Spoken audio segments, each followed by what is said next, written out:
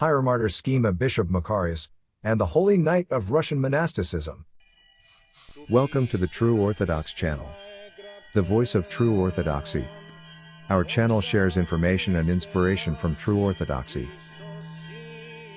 Bishop Macarius, in the world Cosmas Vasilyevich Vasilyev, was born in 1871 in Guba village, Tikvin district, Novgorod province, the oldest of many children in his family.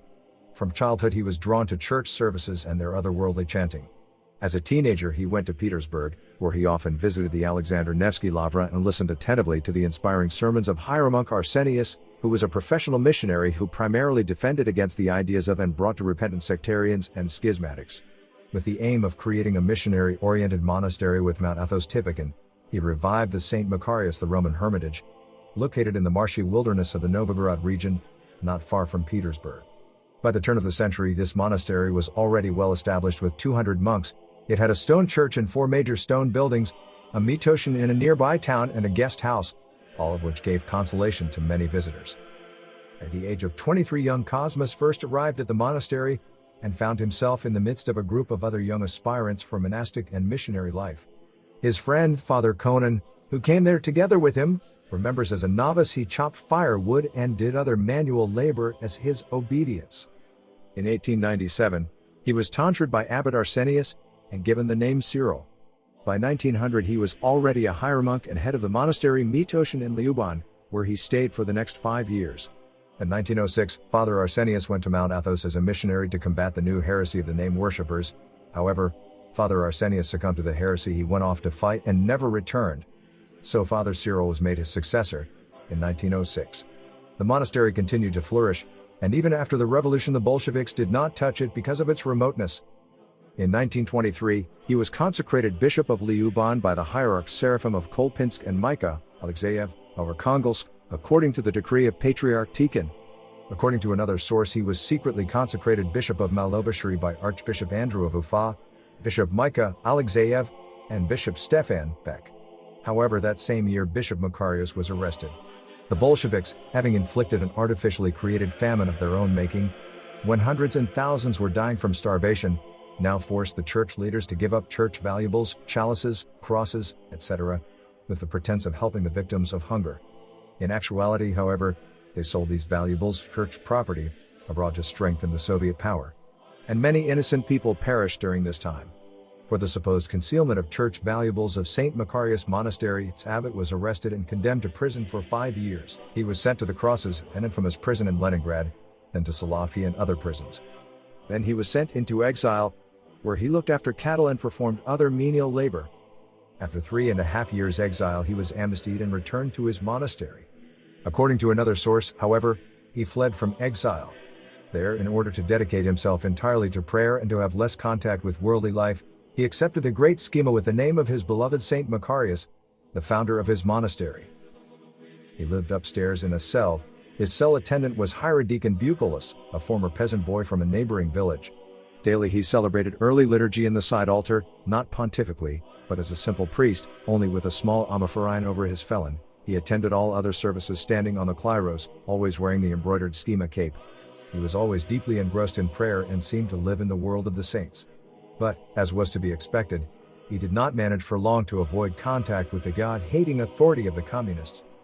In 1928, Vladika Macarius signed the decisions of the so-called Nomadic Council of the Catacomb Church. In 1931, he said to nun Veronica, sobbing uncontrollably, "If you only knew what heavy trials lie ahead for us, how much suffering and torment. Our monastery will be devastated, our sacred things defiled." Within a year the prophecy was fulfilled. On February 18, 1932, during the Holy Night of the Passion of Russian Monasticism, when thousands of the clergy and faithful of Petrograd were arrested in one night, Bishop Macarius and the whole of his brotherhood were also arrested. Within a short time most of the monks perished. Vladika was sent again to the Crosses, where he spent a preliminary confinement before being given a relatively short sentence, on March 22, of 3 years voluntary exile to Alma-Ata in Central Asia, which he spent in the prison of that city. Then he was sent to the village of George near the town of Frunze. Because of his ill health he was relieved from work, but during the nights he was compelled to guard hay. One night he went to church to receive confession. For that he was again arrested and locked up in prison, where he spent 8 months in very wretched conditions. In 1935, having completed the sentence of his voluntary settlement, Bishop Macarius returned home to the site of his monastery, which now lay in ruins. What could he do? His cell attendant, having a similar prison experience, was still around. Together they settled in Chudova, a town not too far from Lublin. But now the question arose of how they were to live. Where could they obtain a livelihood? In the Soviet Union, those who had completed their time of sentence were to be allowed, according to Article 58, to receive their living permit of residence only if they showed their work card, a type of ID card. The bishop, however, did not have it, and thus for several years had to exist without that living permit. But God helped him, and he lived illegally with a believing family. During this time he served secretly as a catacomb hierarch, disseminating the mysteries wherever needed, baptizing, ordaining priests, consecrating catacomb bishops. In 1937 the mass arrests of the clergy increased again, and he, hiding from his inevitable arrest, went to Central Asia, where he spent a year. Then he returned to Chudova, where, finally, he managed to obtain the required living permit. There he stayed until the war and the coming of the Germans, at which time he found himself in the middle of the front. Father Bukolis was with him during this time. The war was raging. With the increase of Soviet guerrilla troops, it was highly dangerous. They managed to escape to a neighboring village and sought shelter in a small cabin through the mercy of some local people. Their stay was prolonged, the famine was fierce. The area, even during peaceful times, did not abound in food, for the soil of Novgorod region is poor. One night the old lady of the house where they were staying saw a strange dream. A golden carriage drove up to her poor dwelling, and it was a majestic queen who said, "I have an elder here, he is very tired. He must be given rest." Thus did the Queen of Heaven herself intercede for the suffering Schema elder. The next day a Catholic priest came to the old lady and said, "I have heard that an Orthodox bishop and his cell attendant live here." Hearing this, the bishop came out, and the priest told him how they could escape west to the Pusk monastery. They immediately put their knapsacks on their backs, took walking staffs, and left for the monastery. This monastery, after the revolution, found itself on the territory of Free Estonia and thus escaped the common fate of the thousands of other monasteries of the suffering Russian land. It was in a thriving state, peaceful and with a sufficiency of everything. The bishop again began to liturgize daily at dawn as he was accustomed to do, and even began to dream of returning home to his beloved Saint Macarius to re-establish his monastery for the third time. But the Lord saw that this true confessor of his was ready for his eternal home. In the terrible years of life in Soviet Russia, he was revered by thousands of Orthodox people for his holy prayers, help and kindness in serving his fellow men. Many people risked their lives and freedom in order to lighten the sufferings of this bishop during his numerous exiles and persecution. To these he was a zealot of orthodoxy, who guarded the testaments of the Holy Church at the expense of his personal safety. The Bolsheviks could not break this righteous one. His sufferings earned him his crown. It was now time for him to go to his heavenly home. In the night before April 1, 1944, which was the radiant feast of Pascha, the town of Pekary was severely bombed by the Soviets. They bombed the town for the whole night, in 4 strikes with intervals of 40 to 50 minutes. Fortunately for the monastery, the huge 2-ton bombs fell outside the monastery. Within the monastery fell around 10 bombs of smaller caliber. One of these fell across the refectory and tore out an old oak tree by the roots. A piece of the bomb penetrated through the window frame into the cell of Schema Bishop Macarius and killed him instantly. On the analogion in front of him there was an open gospel and a prayer book. They were covered in the bishop's blood. The clock had stopped at 9:47 p.m. All the monks were hiding in bomb shelters, but Bishop Macarius had refused to go to the cellar and had remained in his cell praying. According to another source, he was in fact killed by Soviet agents dressed as monks. The body of Bishop Macarius was buried in the caves from which the Pskov Caves Monastery takes its name. The Holy Night of Russian Monasticism. The following experiences of this terrible persecution of Orthodox Christians are from Natalia Georgievna Kaider of Germany. The Holy Night, so called by the people, was the night of the 17th-18th of February, 1932. I remember it well because on February 16th my mother died. She had only recently accepted secret tonsure and was a nun in the world. On February 18th our spiritual father, Hieromonk Benjamin, was expected. He was to celebrate the funeral in our home. For a long time I waited for him, and finally telephoned him at his apartment. I was told, "He cannot come, you understand." A long pause followed, and I understood without words that he was in a dangerous situation. I wished to look for another priest, but not a single one who was not a renovationist was available in the whole of Petersburg. No church had a priest that day. I was in the Volom Mitoshin nearby. All the priests from there were arrested. Fortunately, I happened to find a kind Batyushka in the cemetery. He was not a renovationist, which was most unusual, for it was only the renovationists who were not arrested. Soon I learned of the tragedy that took place in St. Macarius Monastery, and with one teenage boy I hastened there, since I knew that not a single person was left there. The church was boarded up and it was guarded by NKVD agents. It was an incredible incident in our Soviet life. The holiest object of the monastery was the chains of St. Macarius, which for centuries had been exposed for veneration by the faithful. They had to be saved. On our way to the monastery we had to go through a dense forest and thick marshes. We barely managed to escape being sucked into a quagmire. Avoiding the roads where we may be spotted, we sang a moliband to St. Macarius.